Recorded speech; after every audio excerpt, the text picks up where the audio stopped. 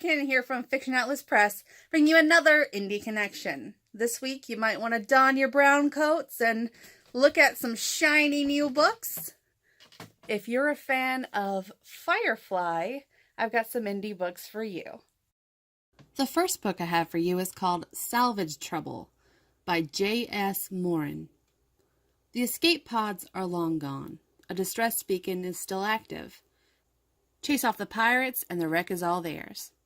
What was a crime scene moments before just became legitimate salvage. Fair game for an opportunistic starship captain. Carl Ramsey is that opportunist. His crew of misfits includes his ex-wife as pilot, a drunken mechanic, a predatory bodyguard, and an outcast wizard from the Convocation. On their best days, they're a well-oiled machine, capable of taking on any challenge. In theory. If that ever happened, Carl would be as shocked as anyone. In the meantime, they're a crew in need of terras, and the galaxy doesn't give those out for free. Jobs come and go, but the cost of fuel is always chasing a ship like its own ion trail. A good captain just keeps his crew from killing one another, getting dusted by pirates, and earning however they can. Nobody pays for easy work, and every job comes with its own surprises. Never the good kind. Welcome to life out in the Black Ocean, where you can't always get what you want, but if you try, sometimes you'll get what you need. The second book I have for you is called Linesman by S.K. Dunstall. The lines. No ship can traverse the void without them. Only linesmen can work with them. But only Ian Lambert hears their song, and everyone thinks he's crazy. Most slum kids never go far, certainly not becoming a level 10 linesman like Ian. Even if he's part of a small and unethical cartel, and the other linesmen disdain his self-taught methods, he's certified and working. Then a mysterious alien ship is discovered at the edges of the galaxy. Each of the major galactic powers is desperate to be the first to uncover the ship's secrets. But all they've learned is that it has the familiar lines of energy, and a defense system that, once triggered, annihilates everything in a 200-kilometer radius. The vessel threatens any lineman who dares to approach it, even Ian. His unique talents may be the key to understanding this alarming new force, and reconfiguring the relationship between humans and the ships that serve them, forever. The third book I have for you is called Quill Hunter by Dean F. Wilson.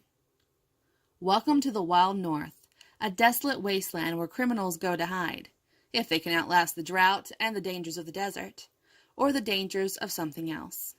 Meet Knox, the Quill Hunter, a mechanic and toy maker by trade, a bounty hunter by circumstance. He isn't in it for the money, he's in it for justice, and there's a lot of justice that needs to be paid.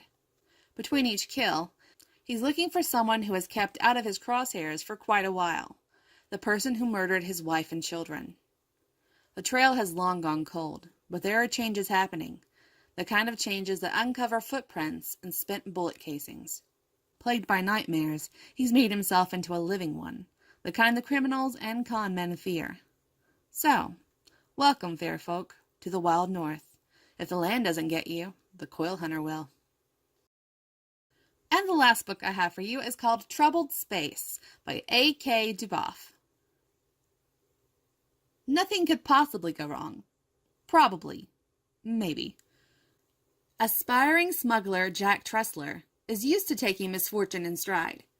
When he's conscripted into a pirate gang, getting an ill-fitting cybernetic eye and his losing dignity are the least of his worries.